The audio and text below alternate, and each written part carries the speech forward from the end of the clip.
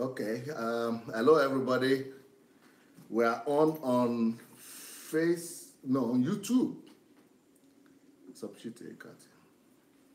We are already on YouTube, but we will need to wait a little bit for our brethren to appear on.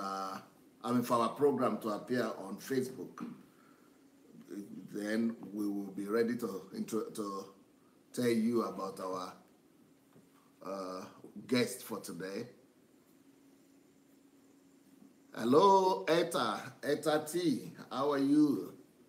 Eta T should be a Ghanaian name, but only I don't know if Eta is, but it could also be Nigerian, I guess. But I don't know if Eta is a man or a woman. So anyway, welcome. So we are going to be on Facebook very, very soon. And I might need to go and quickly greet people who will come and be with us on Facebook.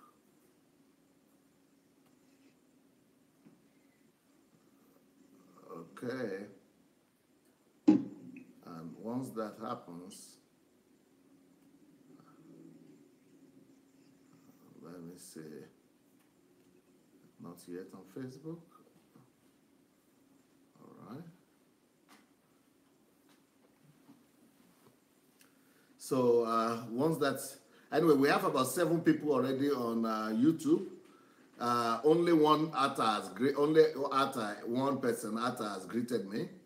So I hope all others will come and be bold enough to declare their identity and let me know who is watching me. You don't have to, but if you want, you might want to say hi. Then I will be able to greet you as well. But if you want to hide your identity, it might be a good idea so that they don't create problem for you that you are watching Pastor Sunday. And but anybody who is ready to greet me from YouTube, you are welcome.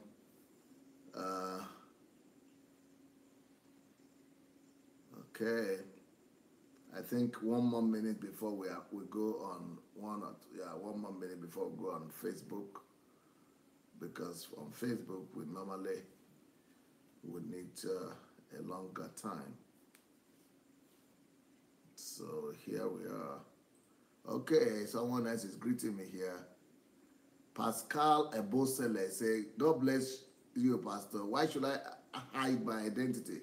Well, since you are greeting me, and that means you are not hiding your identity. But believe me, those who are hiding their identity, they know the reason why they are hiding their identity. You are asking me, why should you hide your identity?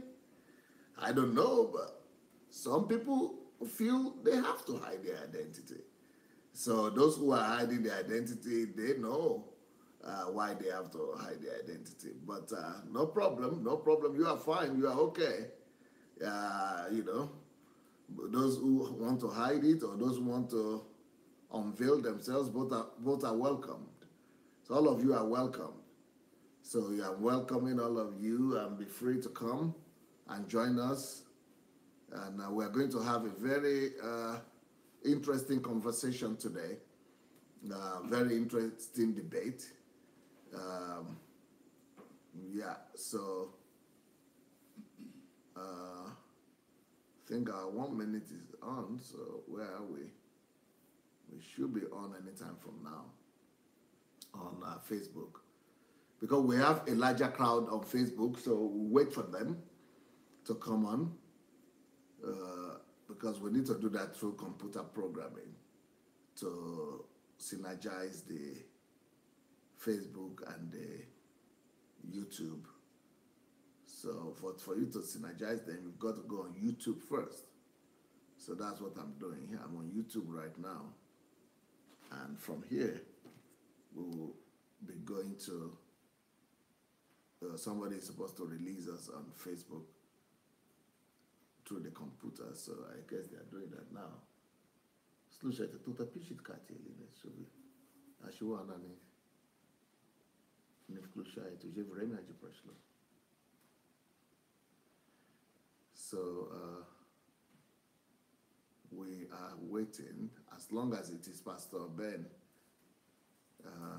I'm much more at peace because he will not get annoyed at me, I guess. I hope. I think he loves me, so he will not be annoyed. Okay. Okay. Because the person who is actually connecting us to YouTube, the person, okay, I think we are on now on Facebook, I guess. Yeah, let me see. Let me go and greet a few people there. I think we're on. Right, that's it.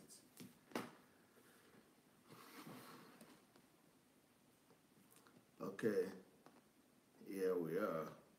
All right, we have Orenuga, May Orenuga, Timothy Nwati, Innocent Magaji.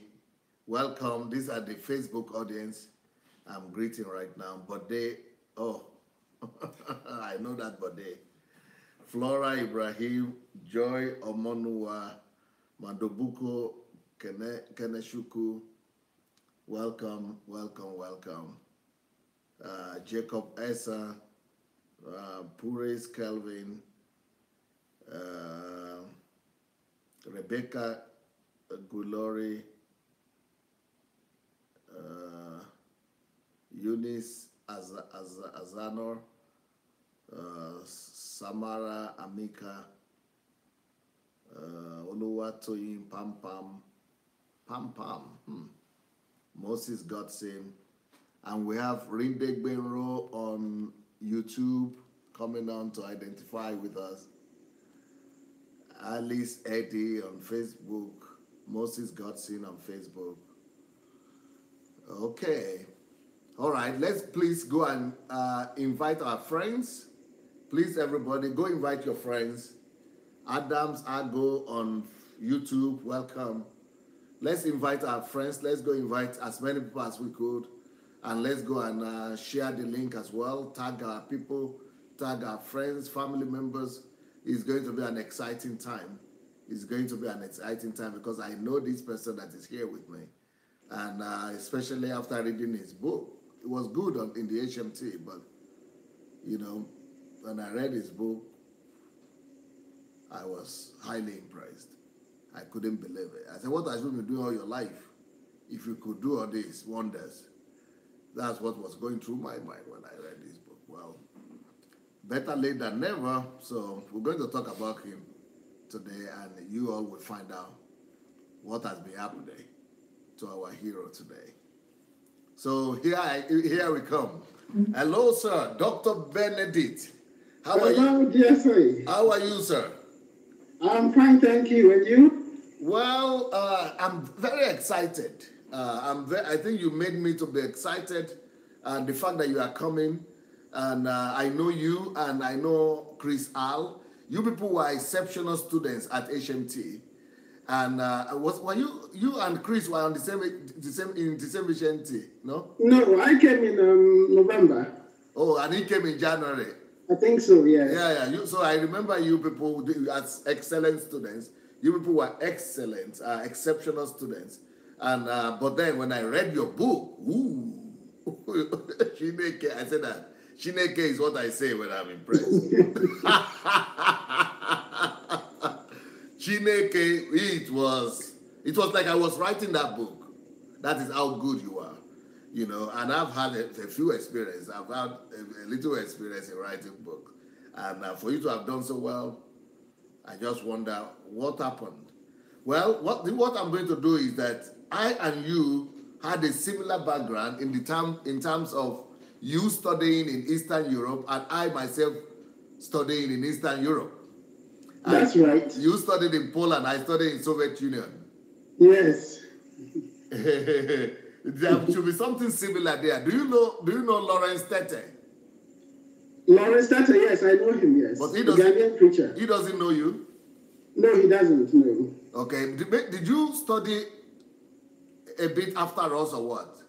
Yes, I think I was about maybe 3 or 4 years behind you. Okay. Because Yes. we came, I and Lawrence Tete, Albert Kitcher, and people like that, we all came in the 80s, 86. Okay, I went in the 1990.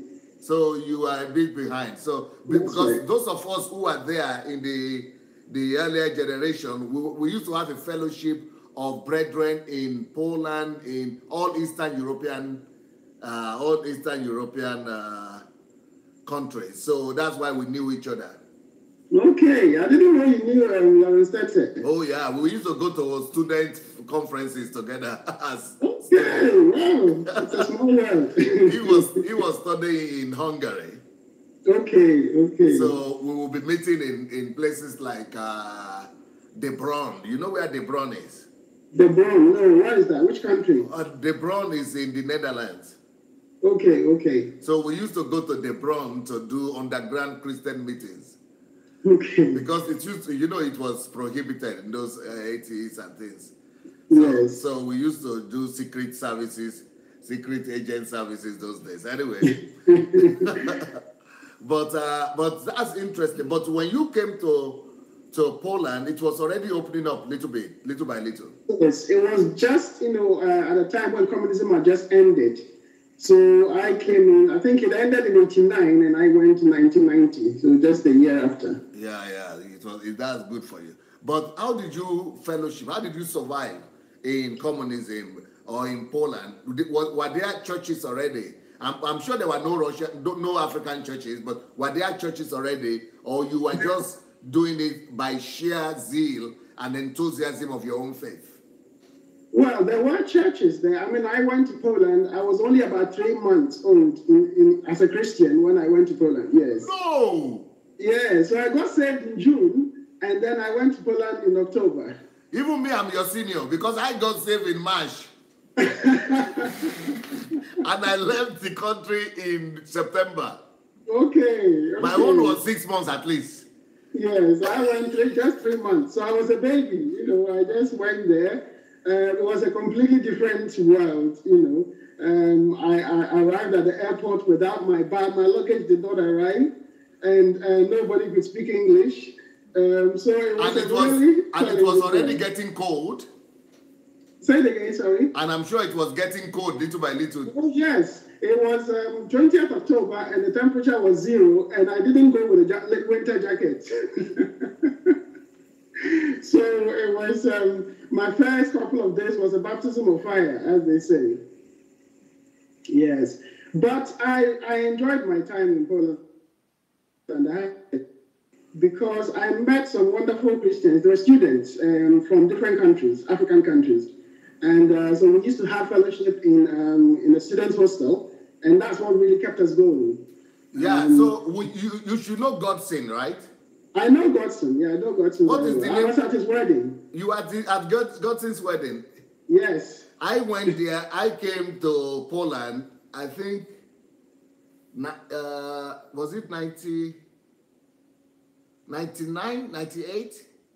Yes, I was there, but I heard that you were coming, but I wasn't at that meeting, but I was there. What is the name of the other guy, the Nigerian guy too?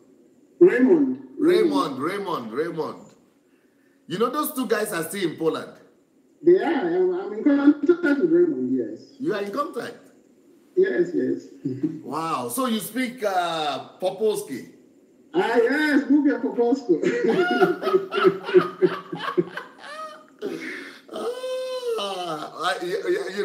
If we begin to speak now, people out there, they will not know what is happening. Yes, that's why I'm holding back. But do you get to practice your Polish in England? Yes, there are lots of Polish people here. So from time to time, I've had to speak Polish in my clinic, seeing patients in Polish. Yes, I have. Wow, they will be shocked to see you, a black man speaking Polish. Oh yes, they were really shocked. They weren't expecting it at all, but they took it well. Wow, that would be a pleasant surprise for them. So you survived. How did you survive again? I want to hear that story because my own survival story is a roller coaster. But I want to hear how you. Yes. So, as I said, the good thing is when we arrived, very shortly afterwards, there were some Christians I arrived in a town called Łódź, and there were some Christians in Warsaw, so they traveled over to come and visit us and to introduce themselves to us and to say that, look, just to encourage us that there was support around. So that was very, very helpful. And then later on, Christians from a different town where Raymond was, they also came over and introduced themselves to us, introduced us to the local church because we didn't know where the local church was. So they introduced us to that church, and they supported us throughout. So the first year was the language school, as you know. So you do the language school, and when you pass, then you go off to study. So after passing the language school, we went off to study in a different town, and I met a wonderful bunch of Christians there. I'm in contact with them. I mean, they are my best friends up to today, my closest friends, yes. And we supported each other through. And to be honest with you, the most support that I've had as a Christian has come from the group of students that I studied with. Did most of them go back to Africa, or they remained in Europe? It's a split. Some went to Africa. There are some in Ghana right now, and then some of them are in Europe here. And in studying in Eastern Europe, my own memory was that of a bunch of young people that were full of zeal and fire for God. What was your own experience like? That was exactly how it was. I mean, we didn't know anything else. You know, so the good thing about being saved for a short time before going to Poland was that, you know, you don't get to learn anything else other than just what's in the Bible. So, and that really helped, because sometimes when you're in a church, you just learn the church culture. You don't get to learn about the character of Jesus. So, and that can just skew your experience as a Christian. But because we were all young, enthusiastic, and we're just keen to know what's in the Bible, what was in the Bible. So I found it a very, very positive experience. And I have to say that when I came to the UK, it was a big shock to me to discover, you know, the disparity between the Christianity that we were practicing as students there and what you see widely practiced in churches, yes. Yeah, because when you are in the Eastern Europe those days during communism, the faith in God was also very genuine. Yes, because there are no distractions. You see, you as a student, you know, with very little money in your pocket, you were not thinking about wealth. You were not thinking about anything else. All you just wanted to do was study and your relationship with God, and of course, and trying to preach the word of God to other people. I mean, we were just a zealous bunch. We used to be made fun of because, you know, we didn't care about fashion. We didn't care about how we looked, how we dressed. We were just in love with Jesus. We didn't care about any of that. So that was the picture there. What was the difference between the Christianity and the faith? How it was practiced during communism in Poland, in Russia, and what you found when you got to the UK? To Ukraine or UK? To the UK. To UK. Yeah, well, there's a huge difference, I have to say. It's the focus. So over here, one of the first things that you discover in the UK is that there's a culture of conformity. So you come here, and the first thing that it gets sewn into your mind, I don't even know how it happens, whether somebody tells you or you just pick it up yourself, but very quickly, you start to blend in. You start to want to be like everyone else. And that strong force of conformity, it just takes your mind off Jesus. Basically, that's what it is. Because in Eastern Europe, there wasn't that. You were just free to just be crazy for Jesus, basically, if you want. Conformity with what? Well, with the world system, with the way... with worldliness, basically. Now, the thing about the UK is that the best way to put it is that there's a form of godliness, but it lacks the power thereof. So you come into contact with people who don't go to church, but they are okay on the outside. They've got some value system, which is good. Then you look at that, and then gradually that makes you think, okay, that's fine. I'm in a good territory now. And if you're not careful, you just blend in. So there is that. When you're in an environment where you know that, gosh, you have to be on your guard, I think you maintain your focus better than in an environment where you think everything is good and you can easily lose your guard. Yes. What about what I think it should also be one of the points, the major difference, which is the fact that in the former Soviet Union and in Eastern Europe, there was a form of camaraderie. I mean, friendship kind of, brother watching after brother. But in England, doesn't it seem like everybody is to its own camp? Yes, exactly. I mean, obviously, I mentioned already how students just bought their own ticket, traveled to another town to meet us. They had never met us before, just because they knew that we were Christians, just to support us, ask us whatever we needed, and just helped us, and that's how it was throughout. Sometimes one of the students might have financial problems, and the rest of us would just contribute and just look after him. I mean, it was just natural. We had a special fund that we used to help people. Like one brother, he couldn't buy his ticket back to Africa when he finished studies. We bought his ticket and he went. It was that's how we did it. But of course, in the UK, there's capitalism. And in capitalism, everyone looks for himself, looks after himself. And yes, you're right. There isn't much of that here. So you will understand what I'm preaching now, because when we were doing communism, nobody even knew about offering or the prophetic offering, this one for this, to do anything for self-interest. Everybody was spending his own last to serve God.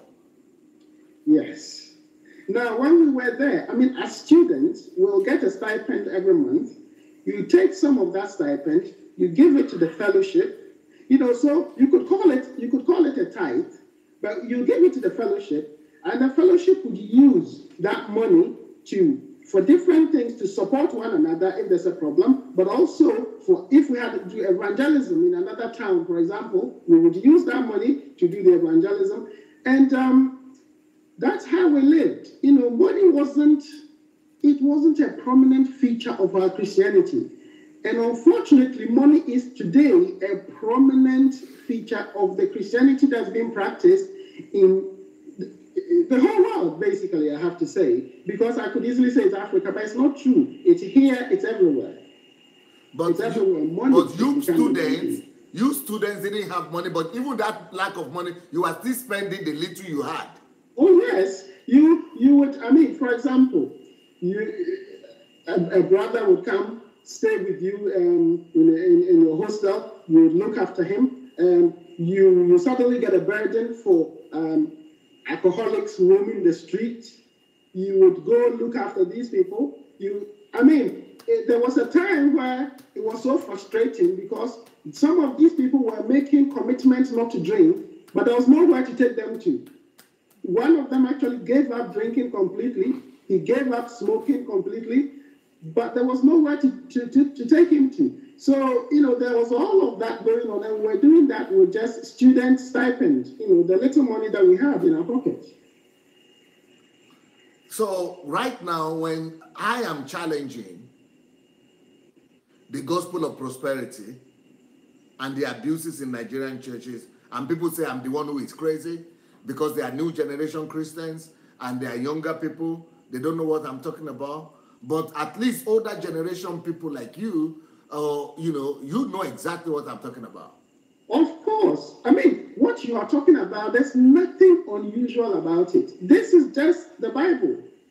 This is just the Bible. You see, when I came to HMT, and maybe we'll come to that later, but let me just mention it. When I came to HMT, I wrote in my email to you, what happened there was, it's like God shook me and took me back to how things used to be. You see, how things used to be. It's like, you know how Jesus told the church in Ephesus, he said, you've forsaken your first love. And he took me back to where I was years back. And so when you talk about prosperity, and look, there is a perversion of the gospel. There is a perversion of Christianity. And we have listened to it for too long. It has to stop. And I'm pleased about what you're doing. And you have stirred in me a desire to add my voice to what is happening. So like I said to you, my second book is going to be about excesses in the church. And it's going to be addressing some of these issues. Because you know what people say? When you preach, people say, oh, leave the pastors to God. God will deal with them himself. That is one of the biggest lies that anybody could tell. The Bible says that we are the body of Christ. And the Bible says that we are supposed to edify ourselves in love. The body has to edify itself. If there is filth in the body, we have to cleanse it. When Paul saw that Peter was not behaving himself in the book of Galatians, Paul addressed it, and he addressed it openly. You know, so when people say that you should leave these things, you should not address it, you should just let it carry, I don't believe it's true. That's not the way to approach these matters. So, for example, people will call you a critic or being judgmental. How is that judgmental? That's just talking the truth. You see, the truth is that I've discovered over the years that we have departed from the teachings of Jesus. That is really what has happened to us. Because if you study the life of Jesus, Jesus today would have been the most controversial person on earth. Yes, he would have been the most controversial person on earth. Because when he was 12 years old, he was already challenging the Pharisees. He was challenging the status quo. He was challenging the religious leaders of the time at 12. And if you go and read, the Gospels, especially the Gospel of Matthew, you will see Jesus constantly confronting the religious leaders. Why was he doing that? Because these guys were holding the keys, and they were stopping other people from experiencing God. So Jesus had to wrestle the key of the kingdom from these people's hands. And so that's what you're doing. People are like slaves. They have been enslaved in all these camps, and they need to be set free. They need to be set free. So you don't see any controversy? Where is the controversy? I mean, how is truth now controversial in the kingdom? How is that even possible that we should be talking about truth being controversial? Are we fallen so low that we now don't even recognize truth? And if somebody opens his mouth and says the truth, we say he's controversial. Where did we come? How did we fall so low? For me, I can't understand it. After experiencing in November what happened to me in Kiev, and I came back, I just saw that I can't continue to live like that anymore. That's just, that kind of compromise has to stop. The true Christianity has to arise once more. You are speaking with such a grace, such fire, such unction, that everybody could key in from the spirit what you are talking about.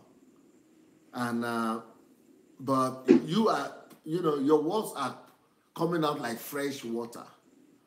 But when I come on in the next 1 hour or so, 1.5 hours, I'm going to come on, and I'm coming up here as if I'm going to war, and I'm going to have people coming to attack, to stab, and to challenge.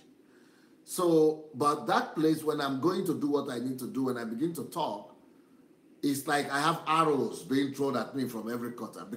And you say, why should truth be controversial or be challenged like that?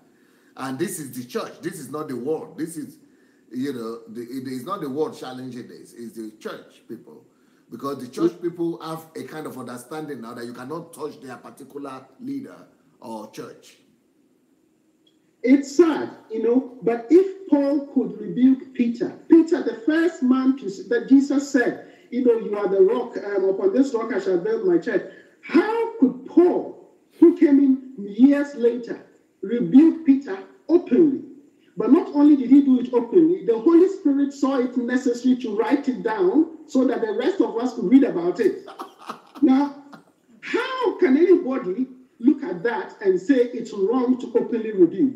If you go and read Paul's letter to Timothy, to Titus, he talks about it, rebuke people so that they may be sound in the faith.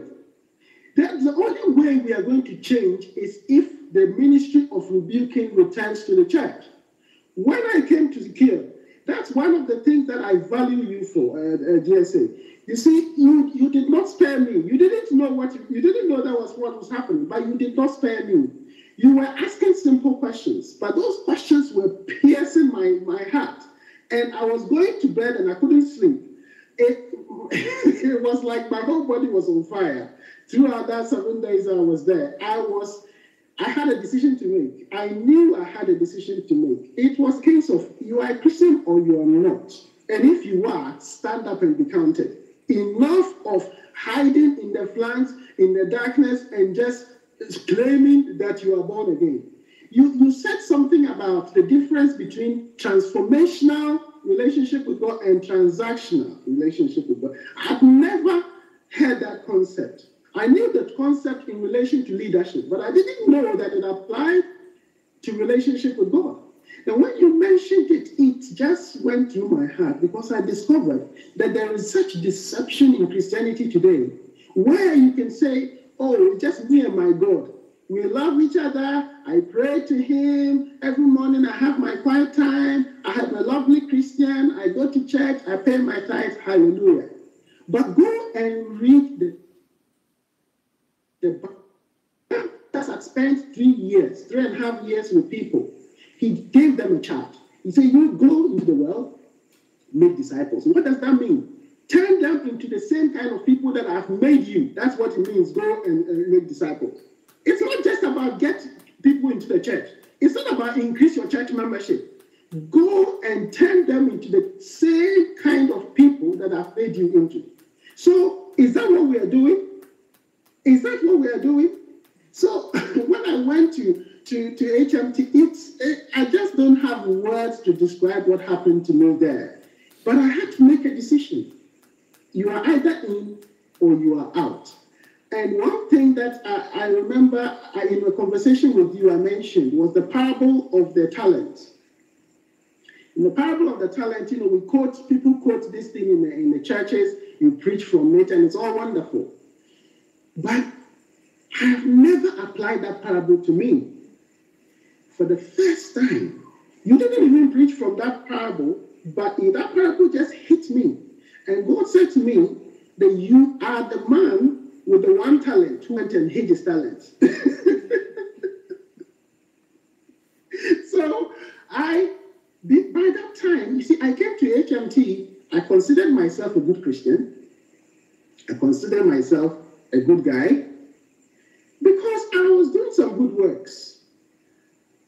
I was ministering to people's needs. If somebody needed help, I would help them. But I came and the Bible says, to whom much has been given, much is required. What God is going to require from you is dependent on what he has invested in you. So you might be thinking that you are doing very well. But have you checked with heaven to find out what the syllabus is, what the expectation is? So when I discovered that I was shooting way below the standard that God had laid for me, it shook me, honestly.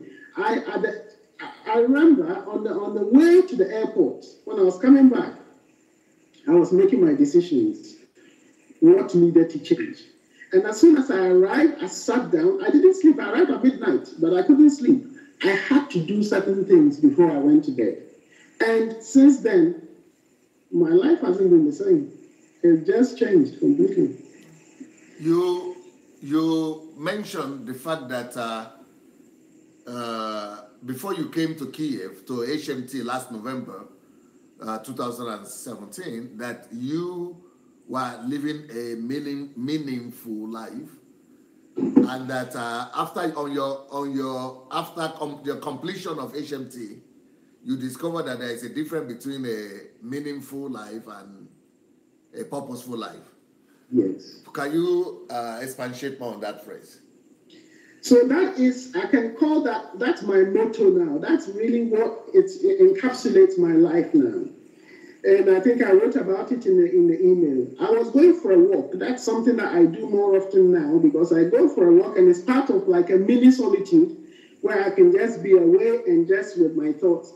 And one day when I was on a walk, it just dawned on me that there's a difference between living a meaningful life and living for purpose. Now, it started in HMT. So HMT, I started to get that idea. But it was when I got back that I started to understand that better. Now, there's a difference between the two things. And in the book that I emailed to you, there's a story there about a man who was on a train. He was on a train and then he overslept. So he overslept and he found himself in another town. Now, when he found himself in another town, he tried to get back, but he couldn't. He couldn't get another train to get back. And so he ended up staying in that town. But this man decided he did a good job with his life. He managed to get a job. He managed to start a new living there, and he was doing very well. But this man, what had happened to him is that on the train, he had a stroke, a mini stroke, and he lost his memory. That's why he couldn't get back to where he was going. So one day, this man regains his memory. He discovers that he is a father, he has children, that his youngest daughter was actually ill, and he was on the train to buy medicine for that daughter. Because he had a stroke, his daughter has died. This man actually was a newly elected mayor of his own town. And he didn't know all of that. He had forgotten about it because he had that mini stroke. Now, that is a picture of many of us and the lives that we're living. We don't understand the purpose that heaven has for us. We don't understand that God created us, and like you said in HMT, he packaged us and brought us into this earth to be a solution to somebody's cry, to somebody's problem. We don't understand that. So we are living here, I found somebody I'm married, I got a job, or I got an increase in salary, and I'm excited and I'm jubilating. But do you know exactly who you are? Do you know what heaven packaged you and brought you here for? So I suddenly discovered that purpose is why you are here. Purpose is why God sent you here. And I just discovered that I'm just wasting my time if I'm not discovering my purpose and if I'm not living for purpose. So that's the difference. You could be doing something meaningful. You could be popular. You could even achieve success. People might think this guy is one of the most wonderful people around. You could be a pastor. You could be a pastor of a big church and not discover your purpose. But you are heading to another destination like the mayor. Yes. You are not stopping. You are not coming out in your own train station. You are going the wrong direction. You are going in the wrong direction. You see, and so you are in another town and you think you are successful, but you don't know your real destiny. You don't know who you are, because the day you discover who you are, you put your hand on your head like this and you will start weeping, because if God shows you what exactly he designed you for, you will discover that you are shooting way below the mark that he set for you. So that's the difference that I've discovered. You must live for purpose. There's no other option. There's no other option. Yes. When did you run into DSA and how? Well, 2007 was the first time I saw a message by yourself. That was, I think, there was an interview by Pastor Yomi on Revelation TV here in the UK. Yes. That was the first contact. Then I had a few messages on a CD. Can you move a little bit to your right, please? Yes. Yeah. No, the other part. Yeah. Yes. Good. Okay. So then, so that was 2007. But I had a lot of messages that were in Russian. So I used to struggle to follow it a little. So I lost contact. How did you get those CDs? Oh, I got them from a website. I think that long ago you had a different website like that. Then I got it from there, yes. Okay. There were lots of messages compressed on one CD, on 2 CDs. Yes. And I had those, yes. So I lost contact for some time.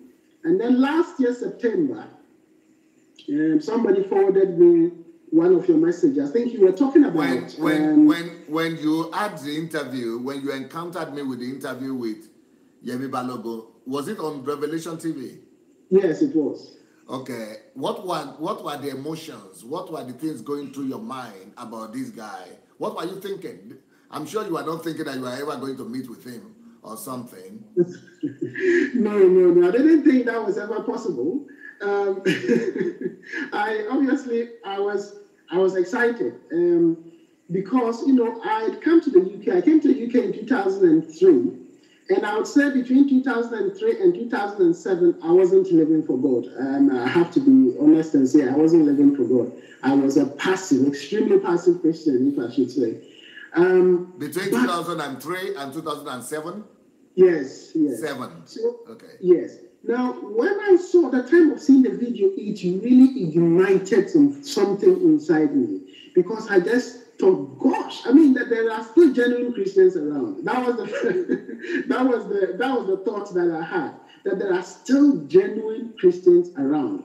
Of course, it would have been a dream to have the opportunity to meet, but I didn't think it was possible at all. So interesting. That's a strange conclusion you came to. There are still genuine Christians around. Yes. How you saw that? Yes, that's what I saw. Most people might not have seen that. No, but you see, because I had a taste of true Christianity in Poland, so I had a point of reference. So when you were talking, I knew that yes, this is the real thing. This is the real deal. Because what we are seeing in churches today is not necessarily Christianity. I'm not saying that every church is bad or every church is, but a lot of the things that we're seeing in churches today, it's not Christianity, it's just churchianity. We just created something that we are following. True Christianity is about being like Christ. And Christ was the most selfless person that you would ever come across.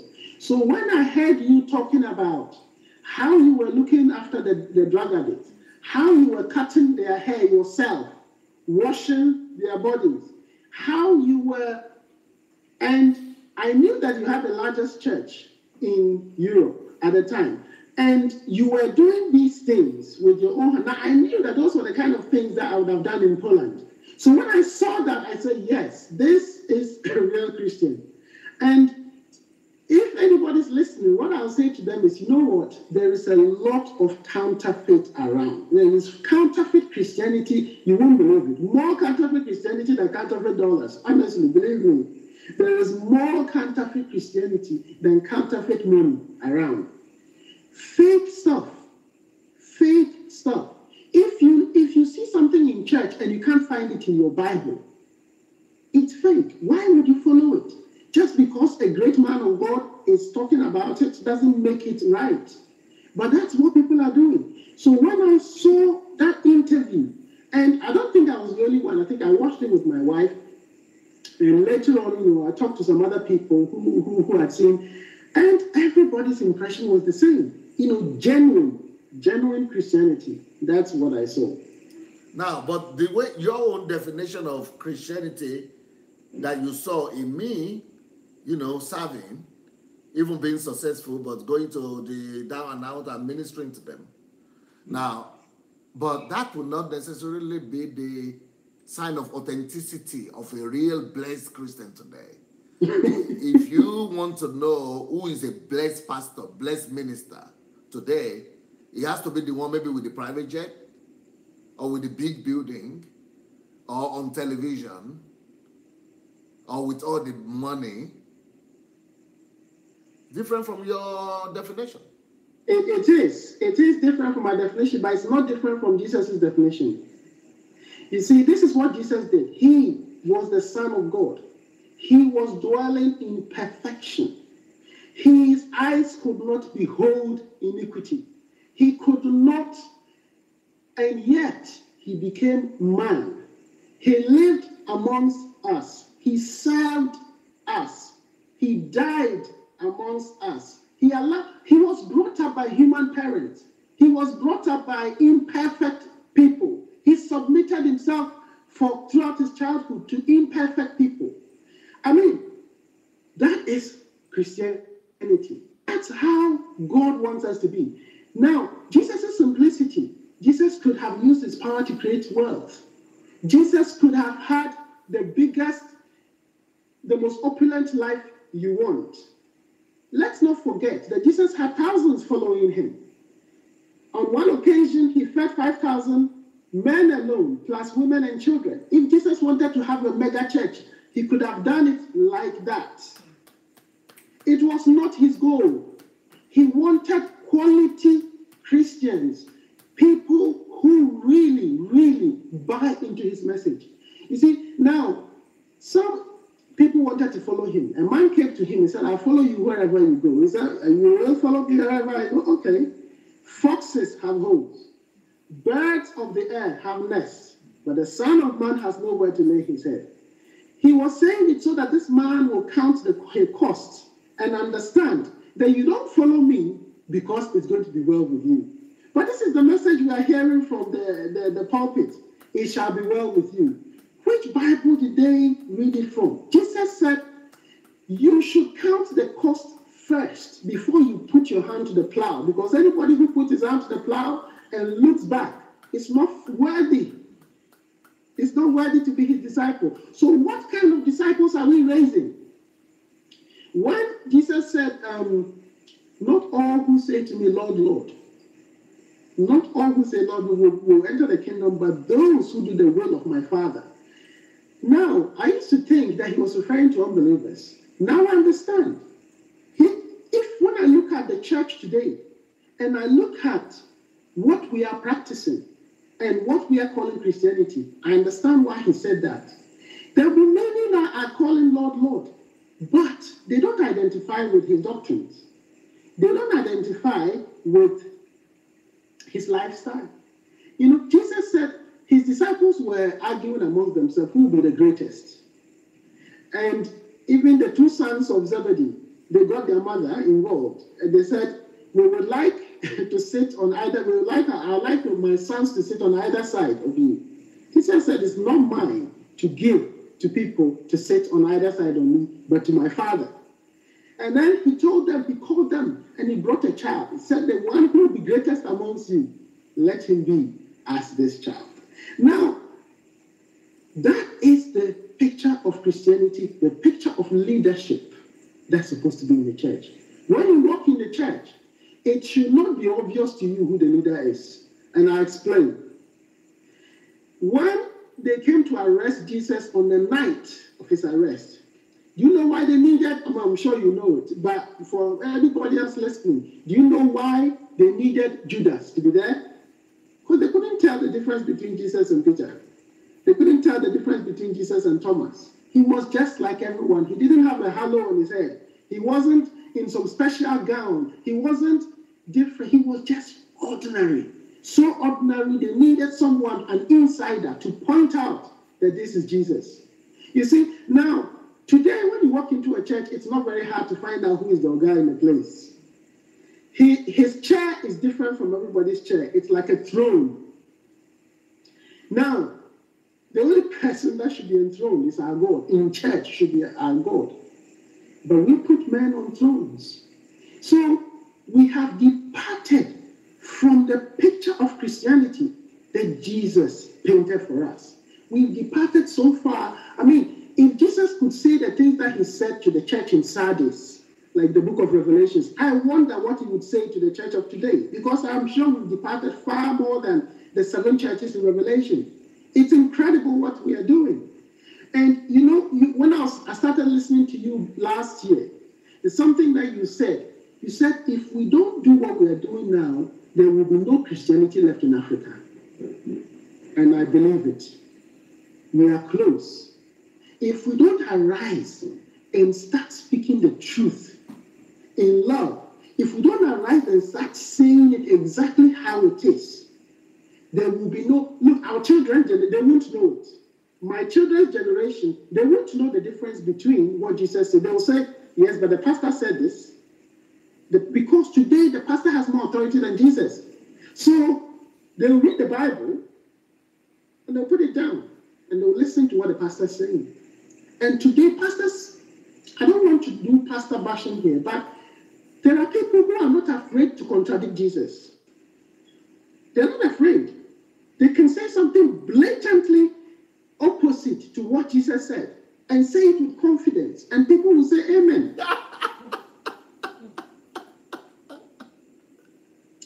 So that's where we are. So the work that you're doing, I mean, please carry on doing your work. No. Please don't look at the arrows that are coming. Because John Wesley once said this. He woke up in the morning, and I think by evening, nobody had persecuted him. And he was shocked because he had gone almost the whole day without persecution.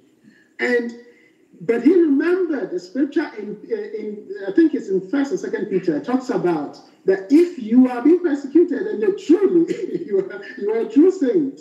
So he went out on his horse that day, and a drunkard came at him and was throwing stones, and he said, praise God, now I know I'm still a Christian. So if they are attacking you, then you're doing something right.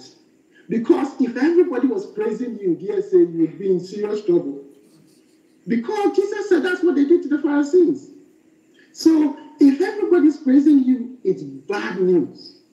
All these people standing on the pulpit and with people praising them, oh, he's such a wonderful man of God. Can you see have you seen how humble he is? And this and that and that. And when you say something else, people attack you. Jesus was attacked daily. I mean, you can just read the Bible and tell me when Jesus preached and he didn't have opposition. Even when he healed somebody, a man born blind, John chapter 9. I mean, when you say you heal somebody that was born blind, everybody should jubilate. No, they attack him. So if they attack my Lord, they will attack you. The reason why they're attacking you is because you are identifying with my Lord. And because identifying with my Lord, his mark is upon you. That's why they will persecute you how they persecuted him. So please, don't stray to the left, don't stray to the right. Just carry on with greater intensity. Because if it's one thing I learned from you, is that when criticism comes, you must rank it up and go a notch higher and take it even higher. Because your opponents, they don't have stamina. They will fall by the wayside. They don't have stamina. They don't have what God has taught you. You just keep going, and they will eventually fall by the wayside. Thank you very much for those words of wisdom and spirit. After you listened to me, after you saw me on Revelation TV, you said you lost touch. And then, was it last year again? Tell us the story of how you reconnected. So last year, somebody sent me a video on YouTube. Now, one of the main reasons why I lost contact was mainly not having enough English messages in English. So it was mainly because, I would go to God Embassy website, but everything was in Russian. So that was the main problem for me. So that's why I lost touch. So last year, somebody sent me a video on YouTube video, and it was in English. So I said, oh my God, the guy is back. He's in English now. From that moment. Because I was not using English for 30 years. Only 2 years ago, I started using English. The only time I used English was when I traveled. So I said, he is back. I was just jubilating. I was watching 5-6 videos a day. plus going to work. I was just non-stop, back to back, just watching series. Why that? Why do you think you have to listen and then listen so, hungrily? Yes, there's something I understood about change. If you want change to happen, you need momentum. And if you want momentum to happen, you need to do things back to back. If you want to lose weight and you go to the gym once a week, you're wasting your time. If you want to lose weight, you must do it every day, constantly. And it's the same in the spirit world. If you want something to change in your life, you can't listen to a sermon once. It's the reason why the church is in the way it is now. The people stroll into the church once a week, listen to a half.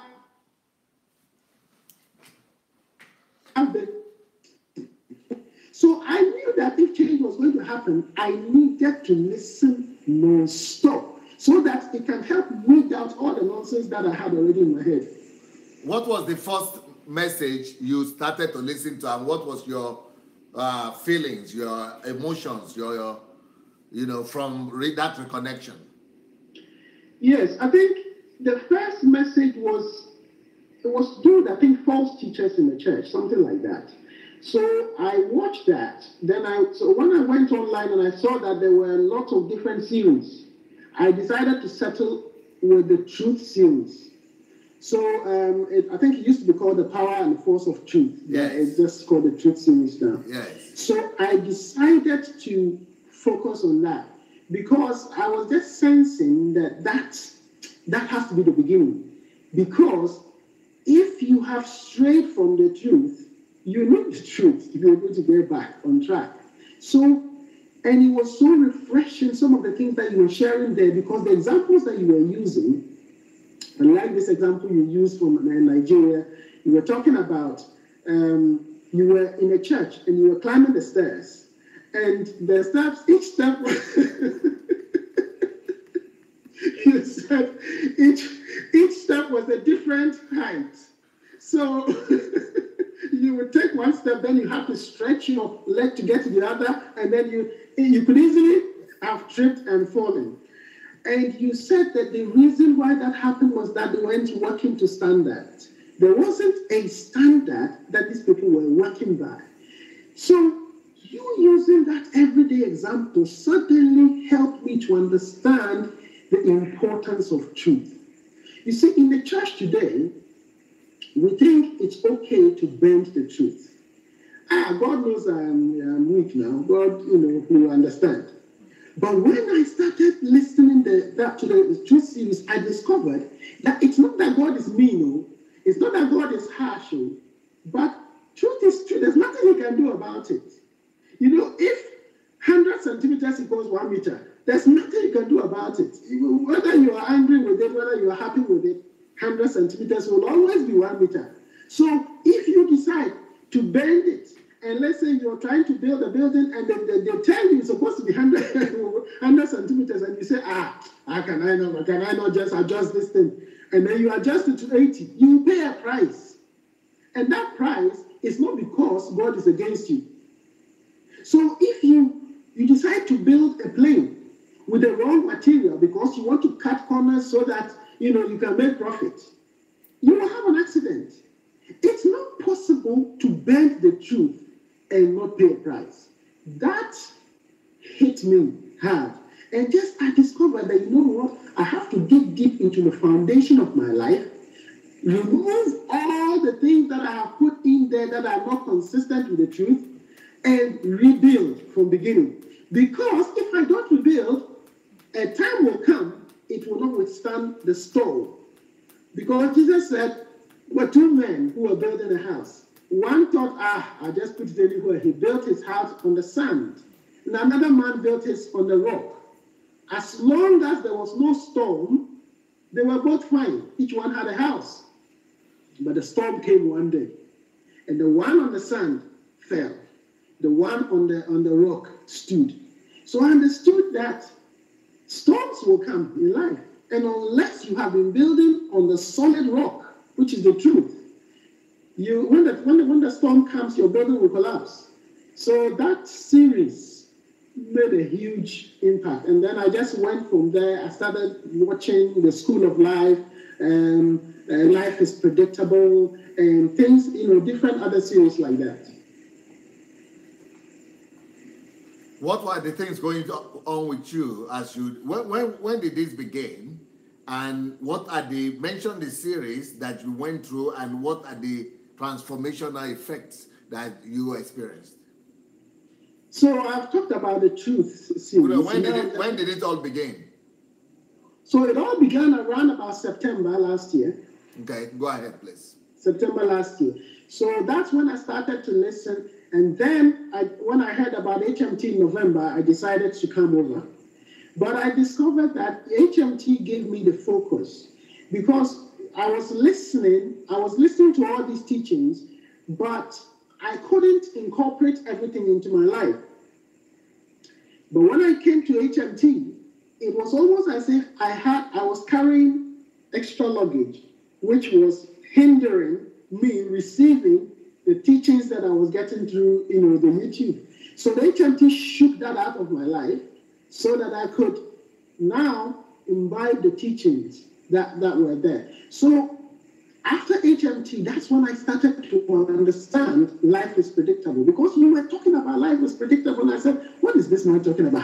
What does it mean by life is predictable? Who can predict life? Nobody knows. But when I started, after HMT, I started studying that topic. I discovered actually life is predictable, and that if you follow the principles, especially in the books, because the books have been wonderful. The books are the shortcut, I call them, because the messages I would, so you need a few days to go through a series, but the book, if you are, this is you are saying we just lost you. You are saying something about the books. Yes, I was saying that the book is like a shortcut. Okay. Yes. So with the messages, it takes a while for you to go through them, because some of the videos are 2 hours long. It takes a while to go through. But with the books, you can read a book within a day or within a couple of days and get all of that information. So the books really helped to speed up the process for me. So you're talking about the books as well. What are the books you have been able to read? Oh, I've read quite a few. I have a list here. Okay. Can you tell me which ones? So, How to Be Great Through Time Conversion. How to Be Great Through Time Conversion. I have the book here. Oh, wow. I'm not sure I can. Let me see if I can show it to our people today. Yeah, go ahead and talk, sir. Yes. So How to Be Great Through Time Conversion, that book has just done a revolution in my life. Because, you see, when you discover your purpose, the next thing you need is the resources to fulfill your purpose. Okay. And in order to fulfill your purpose, the number one resource you need is time. Right? There is the book here. Yes, that's the book. It's a great book. It's a great book. Yeah, tell us about it. So this book taught me how to number my days.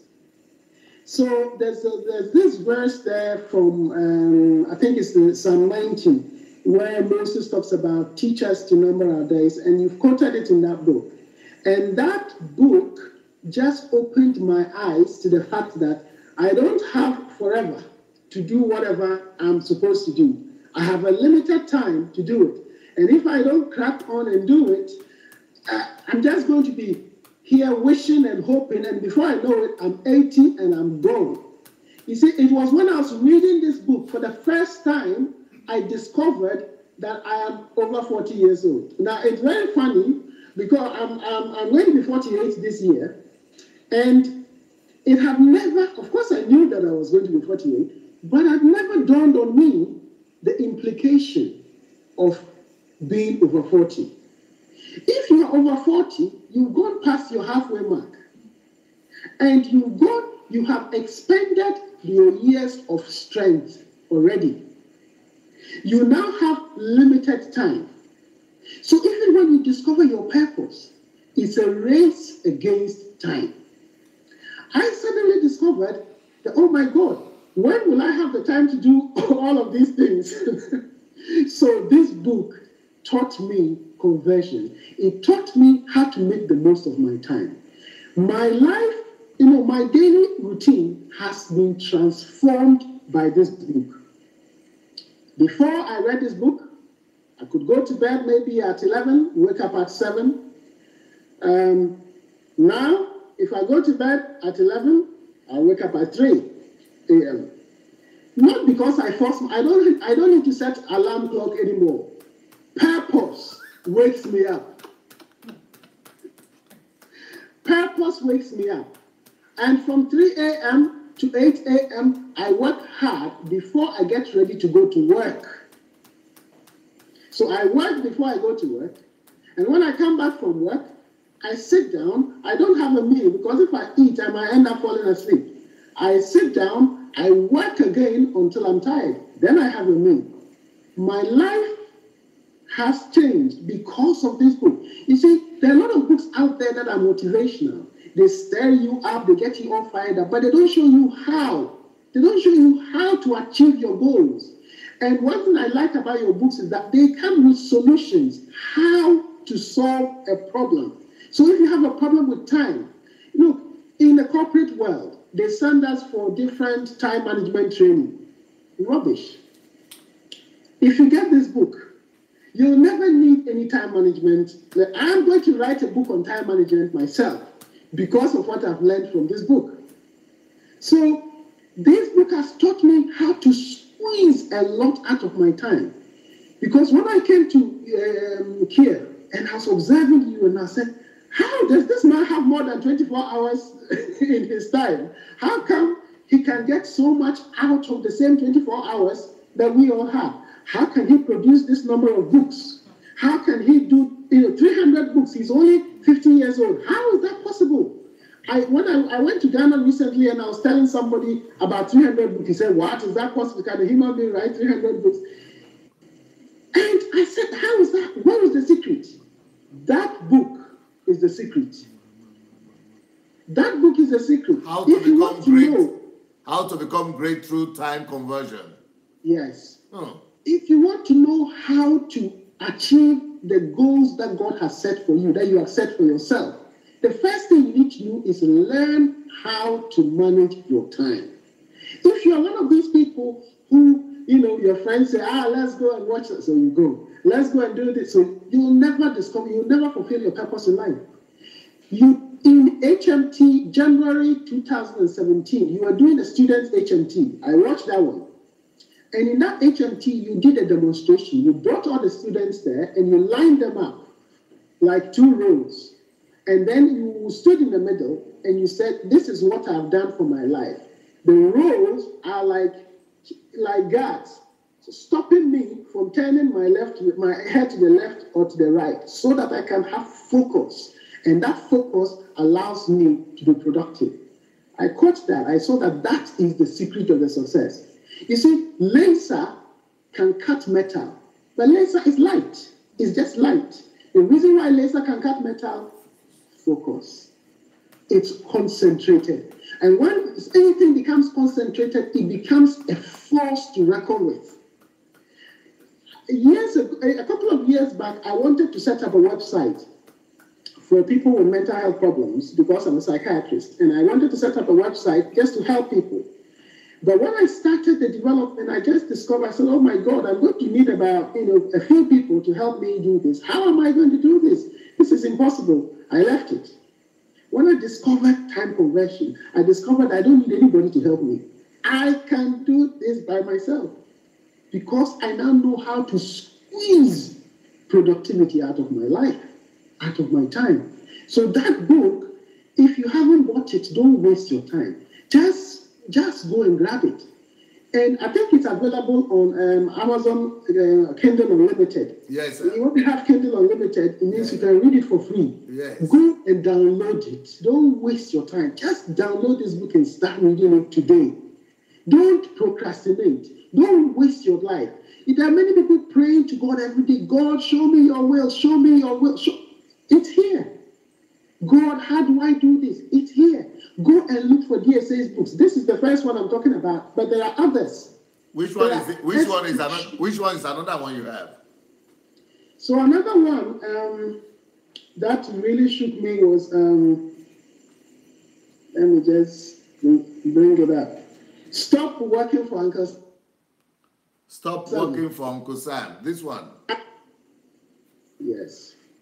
Tell me about it. So before I read this book, I think I was filled with fear.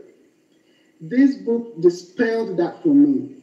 You see, Uncle Sam's system, which is very well described in this book, it holds people in bondage through fear. So Uncle Sam will say, you be careful with that job. Oh. If you lose that job, you lose your house. If you lose this, you lose that. And don't forget your pension. So Uncle Sam has got many things that he holds you with. And God wants to use you. He wants to use you to fulfill his purposes. How is he going to be able to do that when you are a slave to someone else already? You are a slave to Uncle Sam. You can't serve two masters. How on earth are you going to be able to serve God when you are so scared? You are scared of this, you're scared of that, you're scared of that. You meet people in the UK, they live for the system. They live for the direct debits that go out of their account. They can't think beyond it. This book started to open my mind. And I started to think, okay, I need to start gaining control. Because if I'm going to achieve the purposes that God has set out for me, I am going to have to discover ways of earning an income, raising an income, so that I am not so dependent on Uncle Sam's system. Because if I am dependent on Uncle Sam's system, I am not going to be free to be able to do the will of God. So that book, actually, I read it when I was in HMT in November, and the revolution began then.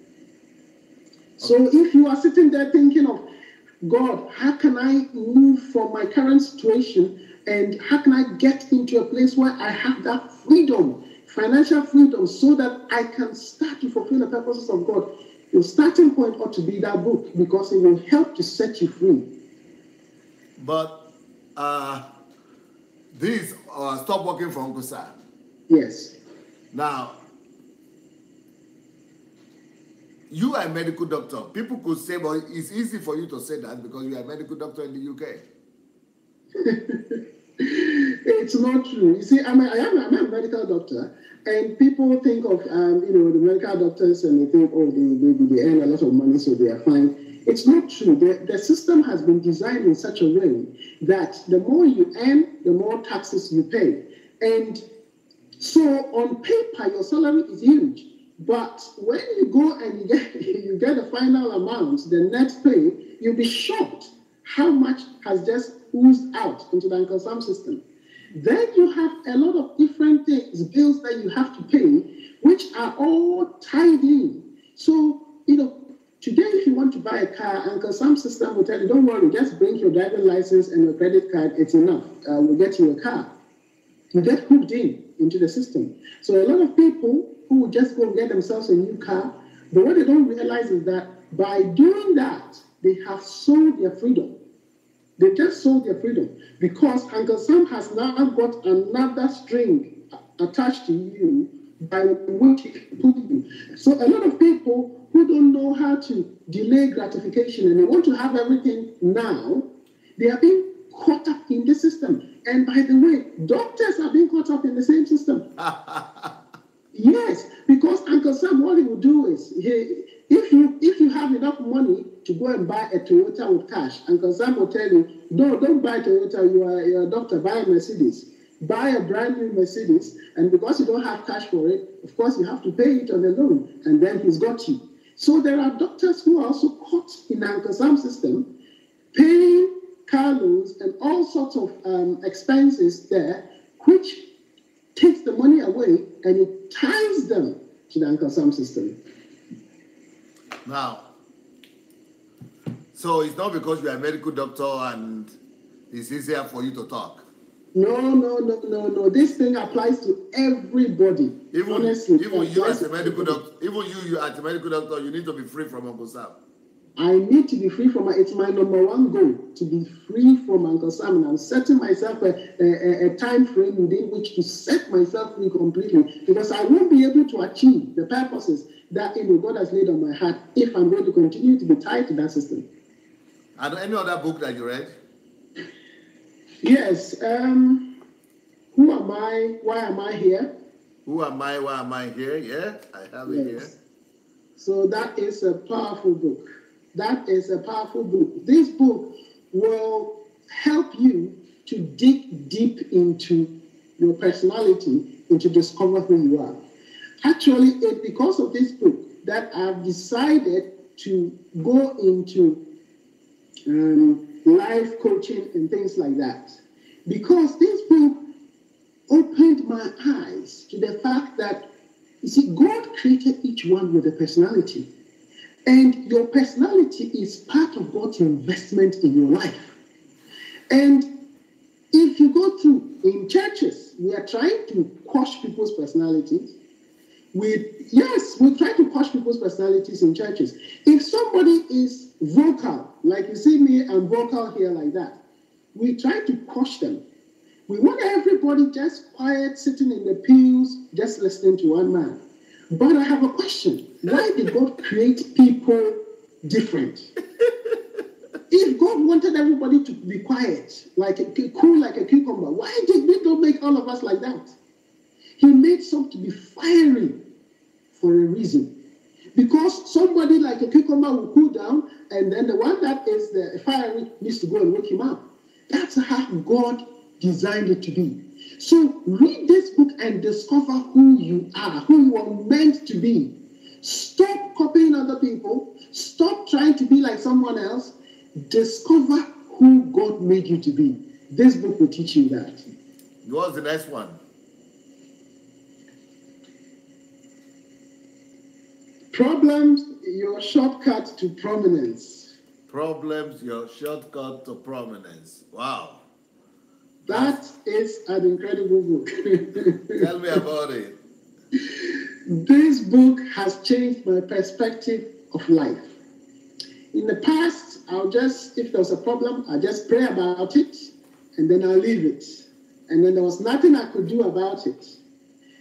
When I read this book, and I discovered that problems are actually supposed to promote you. They are supposed to make your life better. It just changed everything for me. Wow. It just changed everything for me. You see, many of us go about in life. Problems are supposed to make us better. Yes. The thing is, in this book, you learn something, that every product that you look around you is a solution to a problem. And it's as a result of a problem. It's because of a problem.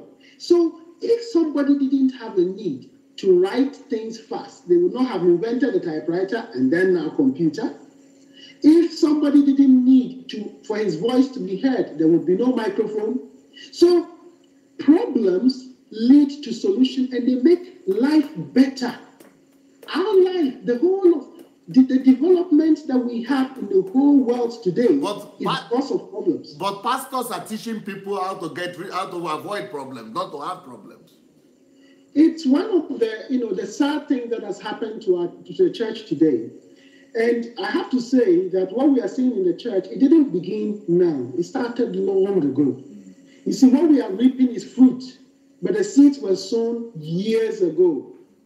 You see, years ago, when Christianity became over-spiritualized, so that there were no practical application. That's one of the things that I like about your books, because the 50 books that you release on your birthday, on your 50th birthday, they are not religious books. They are books about life. And that's what's missing in the church today. You could be going to church for 30 years. You will hear about this anointing, you will hear about that, you will hear about, but you won't discover how to solve simple problems in your life. People are going for counseling to the pastor day in, day night, but they are not learning how to solve problems themselves because they don't have the principles. So these books teach you the principles, and it's the principles that will help you to solve problems. So and we have to invite you to come and do some book reviews. So. I'm more than happy to come anytime. Just let me know. So this is Problems, Your Shortcut to Prominence. Yes. Any other book?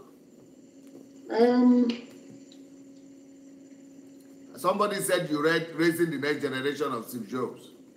Yes, I read that, and what that book did was it opened up my imagination.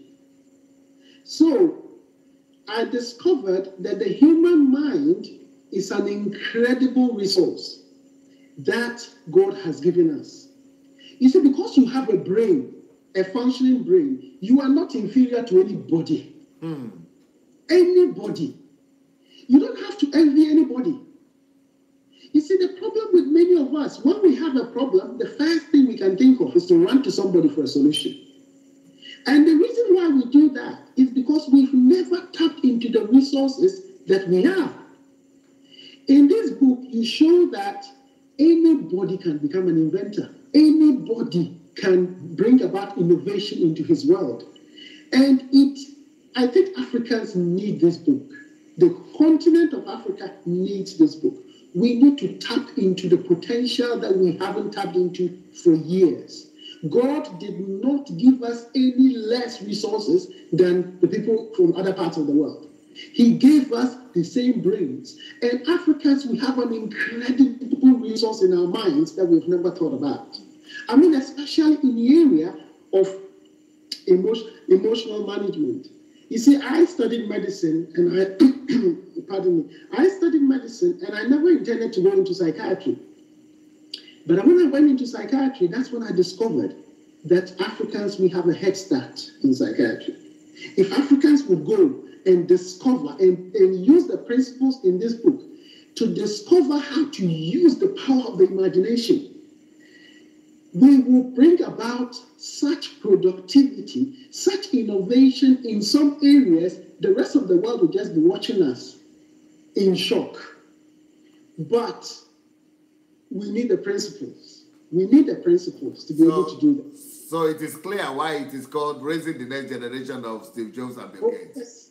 Yes. Nobody, you see, even anybody born in the smallest, most remote village in Africa, you can get the person, bring him, teach him principles. Honestly, they might not even need to go to school. Teach him the principles that are lying in those 50 books that you released in your birthday. That person will be an overcomer without the educational system, because I've discovered that millionaires, many of them didn't do well at school. They didn't even go to school, many of them. Yeah. What made them to be movers and shakers? They discovered the principles of life. So I discovered there's a book that I'm going to be writing very soon, and that book is, the title is School Makes You Lazy. Yes. The title, School Makes You Lazy. You see, people go to school, and when they finish, they get a certificate, and they say, okay, I've done my part now give me a job. School is not so that you can get a job. It was supposed to open your mind so that you can think. That's the purpose of going to school. Beautiful. Okay, we have a few more minutes left. They said you read this one too? Yes, I read this one. Create your own network. Yes, this book links in very well with the one on time management, how to be great and full-time profession. Yes. And you see, that book, How to Regain Your Lost Years, if you bring the information in those 3 books together, you will get your life back on track. Wow. You see, you'll suddenly discover that you have worth, that you didn't come to this world with nothing. It doesn't matter if your bank balances are 0. You, as a person, because you have a brain, because you have time, because you can practice solitude, you have a resource. If they take you and they throw you on an island, just you by yourself, if you can sit down and tap into some of the principles in the books, you will generate wealth where you are. So these principles, I mean, the world needs to hear about these books. People need to read them, because sometimes you could be reading 14 books in order to come up with some of the things that are written in these books. In these books, you've concentrated the material all in one place, so that you don't have to be going about reading different. You pick up one book, there's no junk there. There's not a chapter there that is wasted. You see, each chapter, there's something there for you to learn. They also said you read this. This one.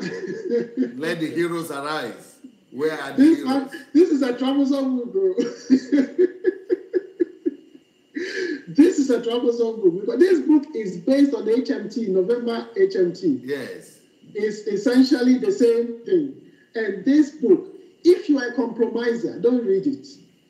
This book will shake you out of your compromise, and you will wake up to the purposes of God. You know, when we came to HMT, that's when this book was released. And that is what I'm going to. The next question is also connected with HMT. I'm going to ask you, what is HMT to you, and why do people need to go there? So connect with the book. Yes. So this book links in with HMT. It's essentially anybody who didn't go to November HMT, just buy this book and you'll discover what we experienced there. You see, if you go on YouTube, you can watch all of that, but you can read this book within a day. So you get the book. But why is this book important? This book will help you to redefine your Christianity. I mentioned this when I was in Kiev, and I said that you redefine God for me. You see, the God that we are worshiping in churches today is not necessarily the God that Jesus came to introduce us to. It's very, very different, two different gods that people are worshiping. There is truth. It's the truth. There's a false God out there that people are worshiping. This book will show you the heart of the Father, the one who created heaven and earth, who himself decided to give his life that we might enjoy the benefits. This book will expose his heart to you. And then the question that this book will pose to you is, what will you do about it? Will you also take that message and do something with it? Or will you just sit passively and just enjoy your Christianity? This book will shake you out of complacency. That's what this book will do for you. And to link it to HMT. What is HMT? And, you know, did you regret coming, or are you gratified? Are you sad? Yeah, just tell us about HMT. So HMT is a history makers training. DSA does this training, I think about 3 or 4 times in a year. It's about a week training. And honestly, I've talked about books, I've talked about the videos, but if there's one thing that you want to do, just one thing that you want to do, just register for the next HMT. What single most important thing? Because when you go to HMT, everything will start to make sense. And you will be able to focus your mind much better, and you'll be able to achieve better results. So that's what HMT. Okay. Are we here? Yes. Hello? It's a week of intent. When you master. Hello? Yes, please repeat your last statement. I've lost you. Hello? Yeah, repeat your last statement. Hello? About the HMT. Yes. I think your voice is breaking off. Okay, repeat, please. Yeah, okay. Can you hear me now? Yeah. Okay. So, going back to what I was saying about HMT, the History Makers Training. Yeah. And it's done in Kiev, Ukraine. It lasts about a week. During that week, you will have the most intensive training that you will ever experience in your life. And I mean it literally. You will probably sleep about 3 hours a night if you are lucky. And the reason why this thing has been designed to be that is that so that you can learn the principles of time management from a practical point of view. Because you can attend a time management masterclass, learn all the principles, and then you come back home and then struggle to apply them. But in HMT, what they do is they don't give you lectures about time. They just teach you how to use time. And by you learning to apply yourself to the very, very packed program, after 1 week, your perception of time changes naturally. So you come back from HMT and you are still in HMT mode. You are living your life in HMT mode.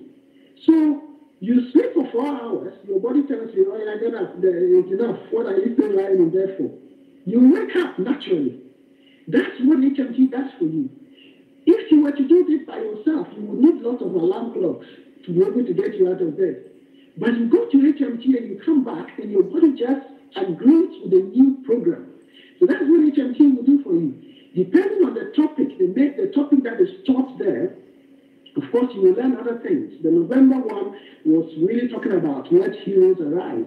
And it was talking about, how long are you going to remain indifferent and passive for? So that was the focus of that message there, of that training.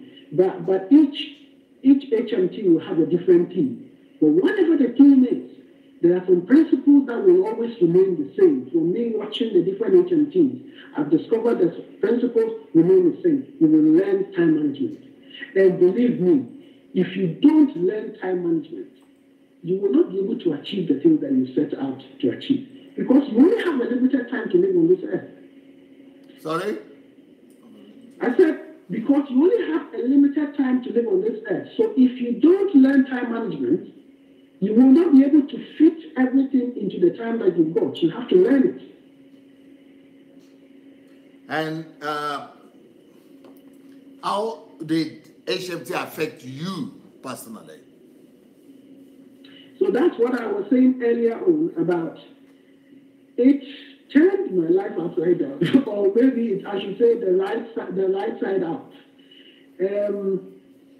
It took me back to how things were many years ago. And as I described to you, my life in Poland as a student, my zeal for God, my focus, and HMT just woke me up and just said, do you remember how it used to be many years ago? Do you remember? And that just reset my priorities in life. It just reset my focus. And now that's how I'm thinking. I'm thinking my life now has to go back to how it was. And my life has, in many ways, has returned to how it was. And also, it has affected me in a way that I've become more productive. My mind has become a productive place. The ideas that are coming out of my brains, I haven't seen it like that before.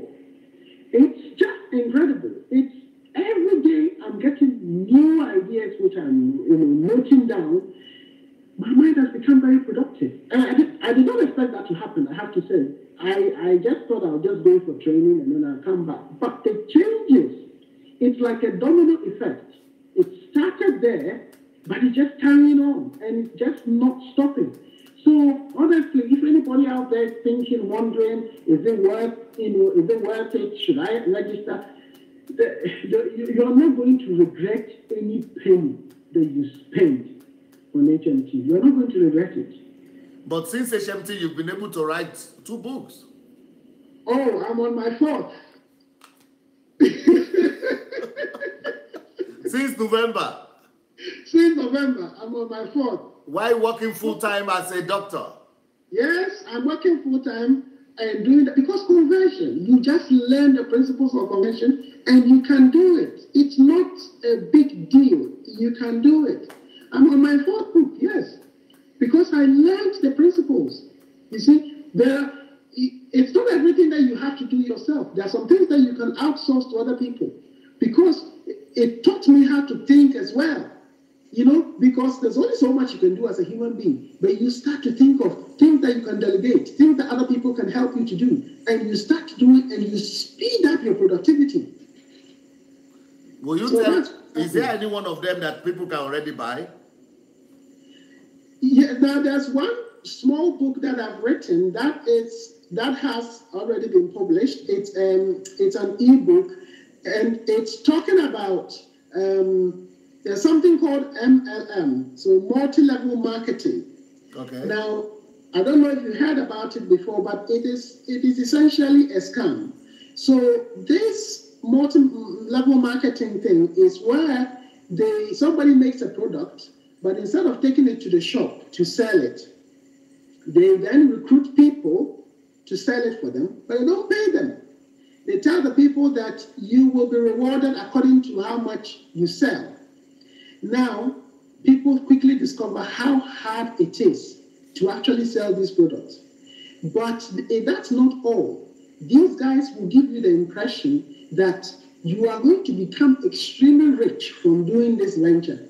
So it's okay for you to just go and get a loan and buy the car that you've always wanted. So people are living luxurious lives, believing that it's all going to turn, one day they're going to be rich people anyway. So they are spending money now that they don't have. And this thing is destroying people's lives. And one of the things that these companies do, that sometimes they target Christians. Because Christians, we have our networks. We all sort of know each other. And they like to flow through these networks. So Christians are getting caught up in these things. They're buying themselves new houses, buying themselves cars, and they're thinking that they'll be able to pay. But when I was in Poland, I saw these companies operating, and I saw the number of Christians whose lives were destroyed by these companies. So after I attempted, I discovered, no, if you see evil in society, you must address it. Don't just keep quiet and watch it. So I wrote a book about it. It's called Don't Take the Bait. And if you just go on Amazon and you Google it, it's an ebook, Don't Take the Bait. Beautiful. That book will show you how not to fall into that trap. Because that's one thing I've just discovered. If you are a Christian, you must be light. Light must shine and dispel darkness. If there's somebody doing evil somewhere, don't keep quiet and watch that person. Expose it. And that's what I'm doing. Doctor, respect. Great respect. You've done so well today, and you've done so well for your life. But the only thing is that the impression I'm having now is like you just started to live. I've only just started. You just said it. I've only just started. But you know what? When you start living, you know that you actually naturally start helping people that you don't even realize that you're doing it. Because since November, I started writing books. Now there are 2 people who have a source of income because of me. They have a source of income. They are saying, oh my God, since January, my life is never, because of me deciding to pursue purpose. That's how powerful this is. If you arise and start living for purpose, you will start saving lives even without even trying. It will just happen.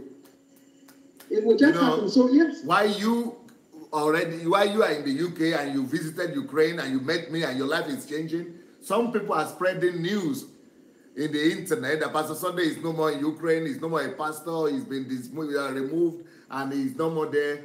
And but your life is changing. Why some people are spreading rumors? Look, the thing is, they call Jesus Beelzebub. So they're going to call his servants the same. If they're calling you names, it means that you are truly a servant of Jesus. If everybody was praising you, then you'd be suspect. The fact that they're attacking you is proof that you are a true servant of God. So you wear it like an arm, a badge on your arm, honestly. Thank you so much, Doctor. We are going to be back in the next 20 minutes to continue a very controversial series that I'm doing. Yes. And yes. But we've got to do what we've got to do, no matter the consequence. Carry on. Thank you, sir. And greetings to the family. Thank you. God bless. Bye. God bless you. Bye-bye. Yep.